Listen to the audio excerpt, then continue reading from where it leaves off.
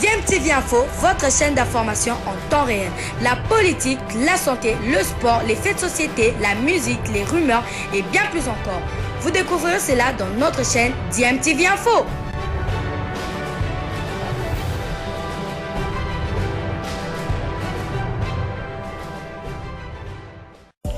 Vous êtes sur DMTV, bonjour ou bonsoir, tout dépend de l'heure à laquelle vous nous suivez. Tout plaisir est pour nous de vous retrouver, mais surtout de savoir que vous êtes nombreux en train de suivre votre chaîne YouTube DMTV. DMTV qui vous propose l'actualité, vous propose également des analyses et des réflexions sur des sujets d'actualité, sur des faits sociaux, tout simplement sur des réalités que nous observons ici chez nous en République démocratique du Congo. Le dossier Dieu-Béni Ndongala qui dit vrai finalement dans cette affaire.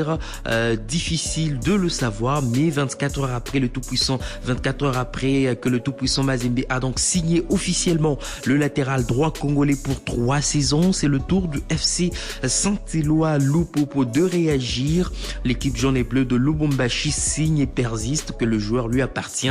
Lupopo qui a brandi le contrat du joueur qu'il avait signé au club en juillet 2023 promet de saisir les instances nationales et internationales pour faire valoir ses droits. Nous allons écouter le secrétaire général de cette formation, Dona Molongoy, qui était hier devant la presse à Lubumbashi. Une désapprobation et une indignation à la fois pour ce que nous avons vu tous dans les médias, que le joueur Dieu-Béni Ndongala, joueur du FC Saint-Éloi Lupopo, ayant un contrat qui court jusqu'en 2028, puisse s'engager avec un autre club sans l'aval de Lupopo. Et nous dénonçons cette supercherie et nous promettons que nous n'allons pas laisser passer cette situation comme ça. Lupopo va user de tous ses droits pour réclamer la réparation de ces préjudices qui nous ont causés. Pour la petite histoire, Dieu-Béni Ndongala est sociétaire de Dijak, un club qui évolue à l'entente urbaine de Kinshasa, qui avait été, lui, Dieu-Béni Ndongala, recruté à l'époque. Nous avions comme président du club le président Faustin Bokonda Balela. Nous avons les pièces ici, où il avait été transféré à titre définitif, même si maintenant on ne parle plus de définitif, mais à l'époque c'était en vigueur. La convention de transfert avec Dijak est là, qui nous liait pour un transfert définitif. Dieu-Béni Ndongala est arrivé au terme de ce contrat. Il est revenu à Lubumbashi sous le président Pascal Beveradji. Il a renouvelé le contrat qui est ici avec moi et les gymnastiques ont commencé avec les joueurs. Je vous épargne de ces attitudes, prendre l'argent, fuir en Zambie, revenir et machin. Et au finish, l'année passée, le 3 août 2023, Dieu-Béni Ndongala renouvelle son contrat avec le Lupopo. Et ce contrat est là.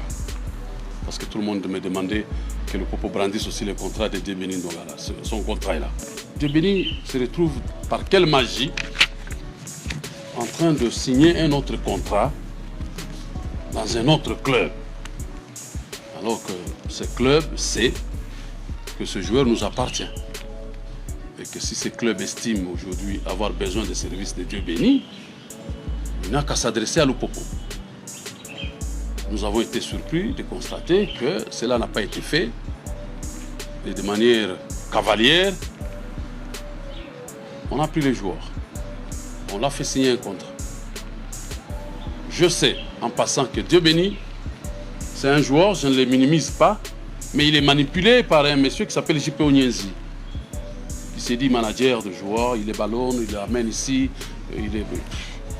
et finalement, par cupidité, voilà là où il se retrouve. Donc, bref, nous allons réclamer les retours de Dieu béni Ndongala à Lupo. C'est notre joueur qui a signé un contrat légalisé d'ailleurs, approuvé à la FIFA parce qu'il est dans le système, ce contrat. Pour preuve, je vous ai même tiré une fiche de la CAF où vous allez retrouver Dieu béni Ndongala pour la saison passée.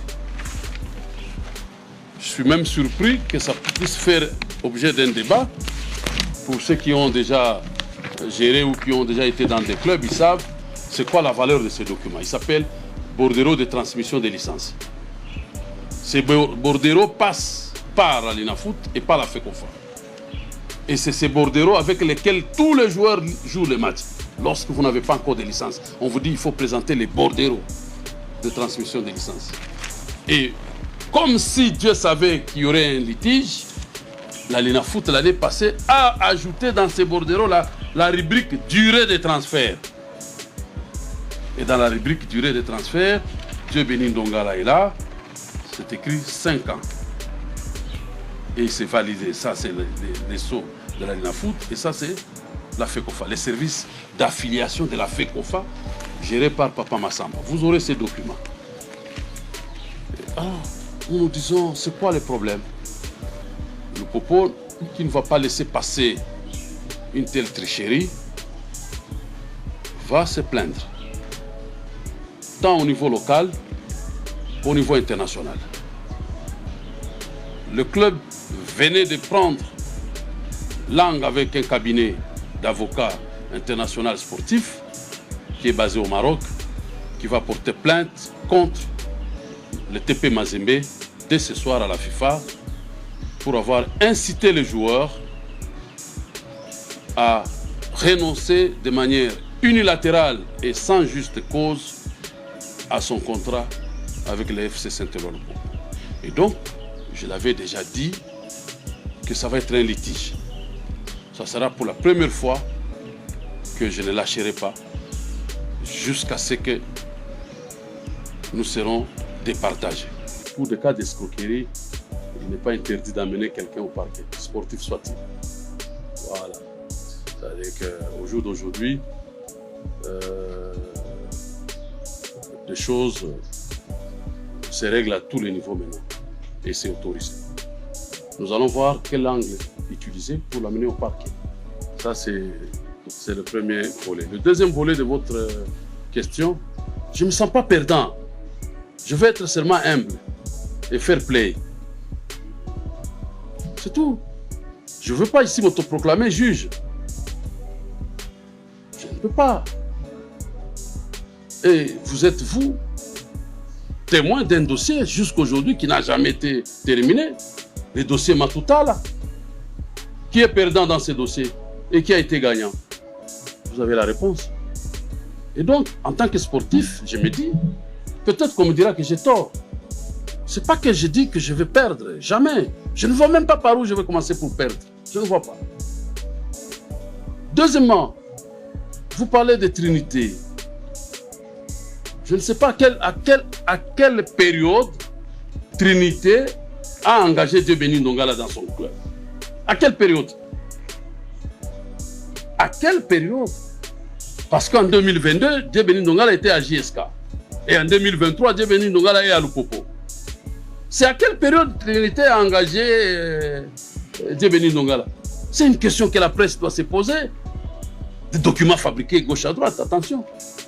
Et même si, à la limite, ces garçons seraient joueurs de Trinité, c'est que Trinité nous l'a transféré. Est-ce que Trinité peut brandir une convention qui nous lie? Je dis bien, si à la limite, on peut accepter qu'il serait joueur de Trinité. Alors qu'en 2022, Ndongala a joué à JSK Et en 2023, Ndongala a joué à Lupopo. Ça signifie que c'est Trinité qui nous l'a transféré. Est-ce que vous avez vu un document de transfert de Trinité à Lupopo? La convention? Non. Et même si encore par la suite, c'était possible qu'il soit joueur de Trinité, la loi ne permet pas à un club d'engager un joueur et de les transférer la même saison, sans que le joueur ne passe une mi-saison minimum. Ça s'appelle un transfert relais. Et ce transfert relais est punissable jusqu'à la relégation à la division inférieure. Trinité devra prouver qu'il nous a transféré les joueurs. Trinité devra prouver qu'il a enrôlé les joueurs de Bénin Ndongala dans son effectif et que Dieu Bénin Ndongala a passé ne fût-ce qu'une mi-saison avant d'être transféré chez Lupopo. Nous n'avons jamais eu de contrat avec Trinité. Il n'y a aucune convention qui nous lie avec Trinité. Aucune. C'est des choses, des trucs montés de toutes pièces par J.P. Onyezi, que je cite ici, malheureusement, qui va être pris à partie, qui va réellement aussi sentir la rigueur de la loi, je vous assure, pour les agents. Vous êtes au courant? Vous savez combien de personnes ont réussi? Une seule personne. Elle s'appelle J.P. Onyezi. Merci.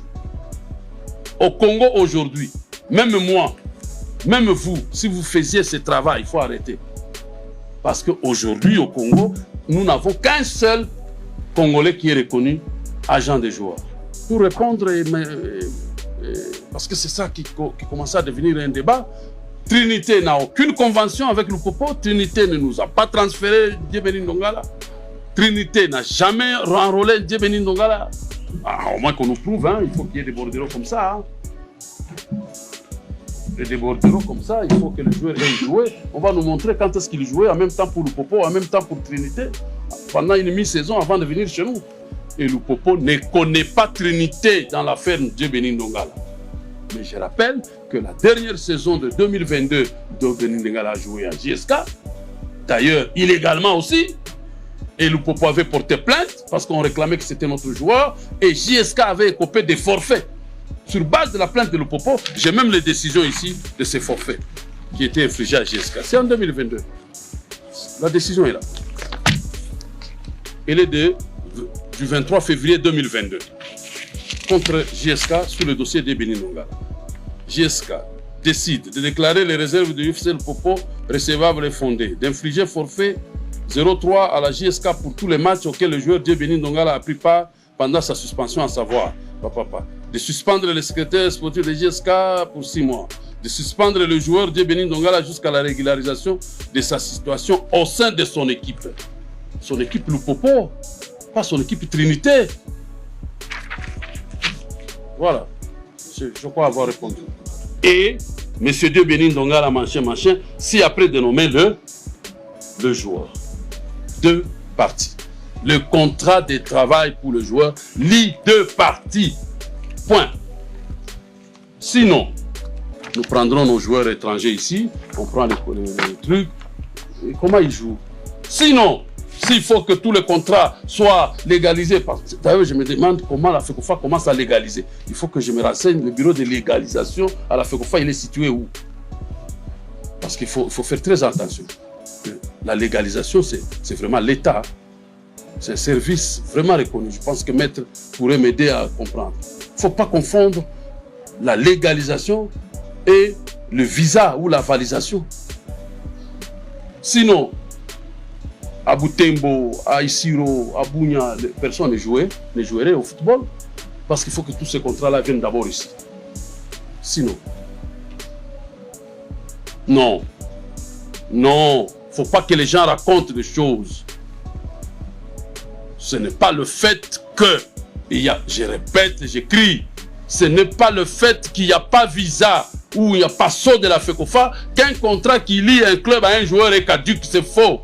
Et je veux que quiconque me prouve par un article du règlement. Mais si on vous dit qu'il faut faire viser, c'est protocolaire, c'est juste parce que peut-être un jour, vous pouvez, comme on dit, on ne retrouve pas. Alors, comment la FECOFA a accepté un transfert de 5 ans qui est sur un bordereau de transmission de licence sans savoir qu'il y a un document qui lie Lupopo à Ndongala de 5 ans? Comment ils ont accepté que ça soit 5 ans? Comment? C'était là de Dona Moulongoy, secrétaire général du FC Saint-Éloi Lupopo. Bilile le kamalo bana ebele.